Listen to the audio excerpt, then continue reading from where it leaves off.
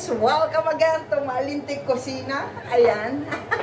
Tatlong recipe kasi yung lulutuin natin ngayon dahil ang bisita natin ang aking friend na kasama ang kanyang anak at saka yung girlfriend ng anak niya. So, tatlo po yung putahin natin. So, yung kanina ay meron tayong rindang. Ngayon naman ay lulutuin ko yung pork barbecue natin. Yan. In the pot. Yan. So, minarinate ko na ito ng garlic, brown sugar, lemon, and liapirin. Hindi ako naglagay ng toyo guys kasi bango. Hindi ako naglagay ng toyo dyan sa pag-marinate. Basta garlic and black pepper. Ayan. So, ayan. Nasaan na yung mantika natin? So, maglalagay tayo ngayon ng oil. Bahala kayo kung gaano kadami yung oil natin. So, ito po yung ating rindang guys. Ito yung beef rindang natin. So, pinapalambot pa natin. And then, ito na, kasunod na natin yung ating pork barbecue. Siyempre, ang ating pork barbecue guys ay lalagay tayo ng maraming. So, natin ko yung garlic guys kasi para sa aking fish fillet sweet and sour. Fish fillet sweet and sour guys. So, medyo damihan ko pa ng konti. Gusto ko kasi maraming bawang.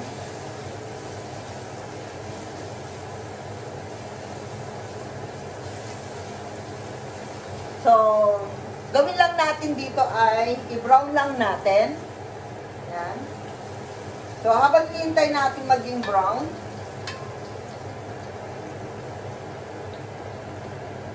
dagdagan natin ng ayan. Ayan, naging golden brown na siya. Ayan. Lagay na natin lahat yung ating onion. Ayan.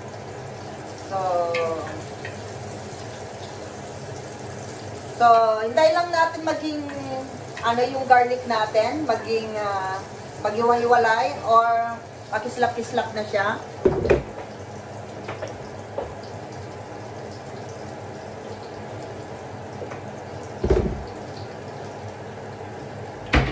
So, meron tayo dito yung smoked barbecue sauce.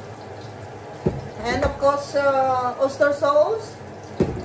And Heinz tomato ketchup. Kung wala naman kayong Heinz, Del Monte. Kasi usually Del Monte gusto ko. Kaso lang walang Del Monte guys.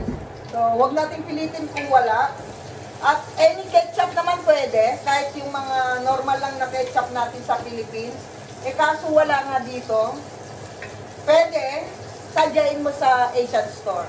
Malayo ako sa Asian store guys. So, pagkagisa natin, wow.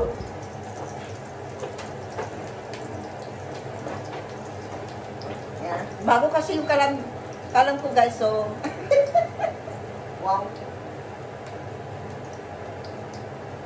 Bakit namatay?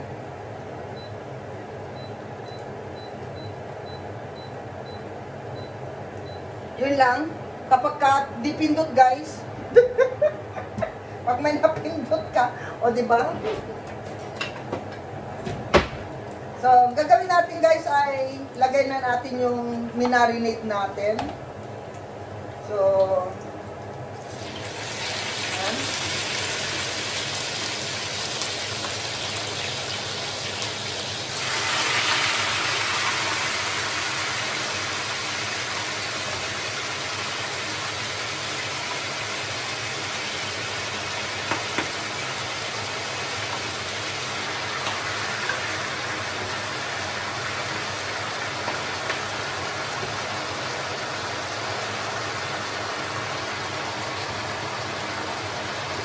So, meron tayong sauce dyan. Ngayon ay haluin natin guys.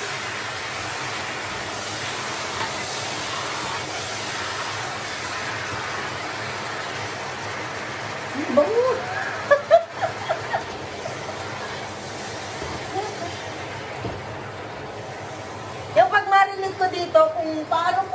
barbecue.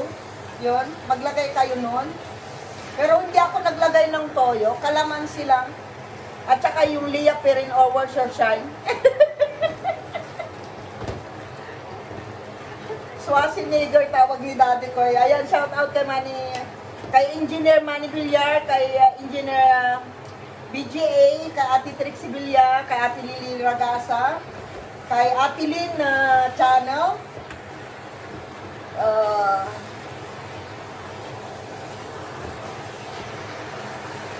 kay Engineer BGA Solo Surveyor. Ayan, thank you so much sa always na pag-ano ninyo, sponsor. And of course, kay Mami Chacha, thank you so much Mami Chacha for always there. Ayan. Kapag ka nahalo-halo nyo na, ayan. Ang bangunan niya kasi. So, ilagay na natin yung ano guys, ilagay na natin yung mga sauce. Ayan, binuhos ko yung ano, yung pinang-marinade natin. Ayan.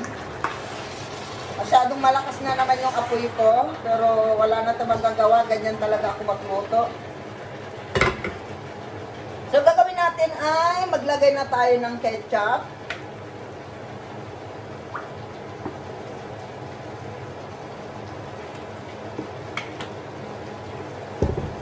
Maglagay na tayo ng oyster sauce.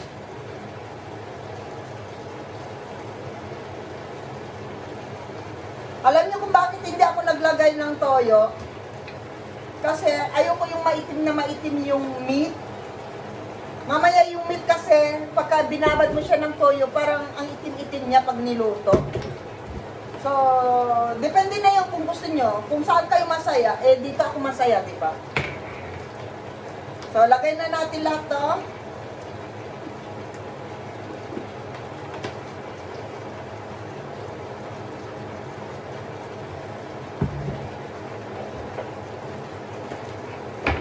Likaduhan na natin ng panlasa. And then, maglagay tayo ng brown sugar. Any kind of brown sugar, basta brown sugar.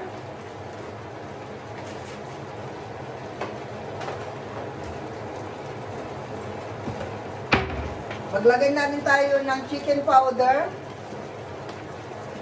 Yan. Yung chicken powder ko guys ay siyempre Knorr. Yan lang talaga gamit ko guys, Knorr.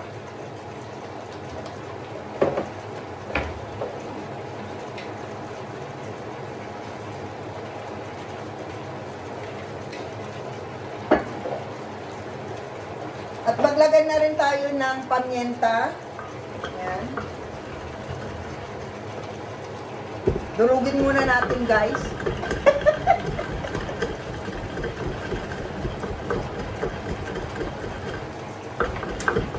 Ayan. Ay. Pumuputok-putok na yung ating ano.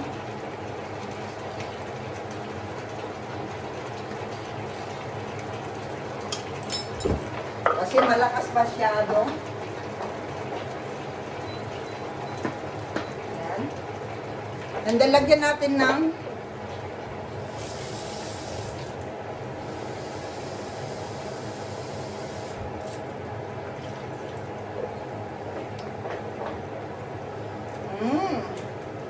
ang bango niya. Kung nandito lang kayo, ay nako, i-hire nyo ako para magluto sa inyo. Haluin na natin. Wow.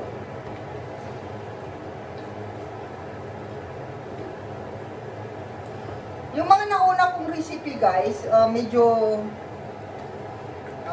hindi tayo nag-aano ng oras doon.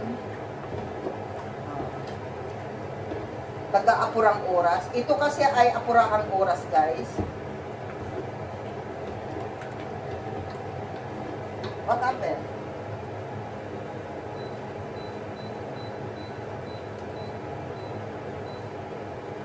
Hindi na umandar yung pressure cooker ko.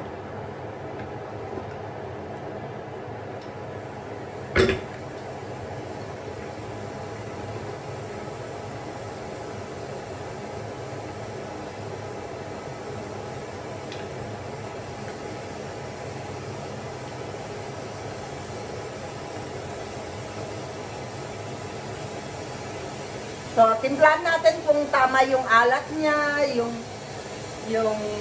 ay, nilagyan ko pala ng lemon din yung ano, pagbabad. So, tikman natin. Oh.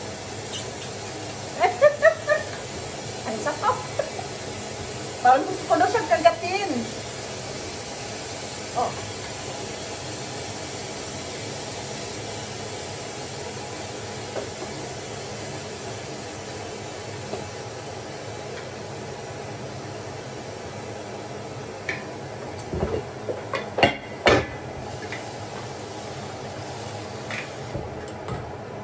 So now ay dagdagan natin ng ano, ng water kasi lalambot din naman 'yan mamaya para lumambot yung meat natin. Kasi yung mayroon tayo kasi nitong brown sugar, guys. So kailangan every time na ano umuusok siya, kailangan halu-haluin natin. Oh, wow. Yung lasa niya, yung sarap niya, yung ano, depende kasi yan sa palasa nyo, guys. So, ayan, naglagay tayo ng konting asin lang, kanina.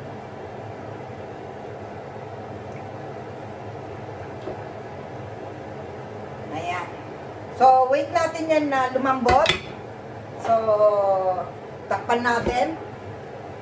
So, ayan guys, wait natin hanggang sa maluto siya. Hanggang sa maging yung sauce niya, dikit na siya sa meat. So, mamaya papakita natin.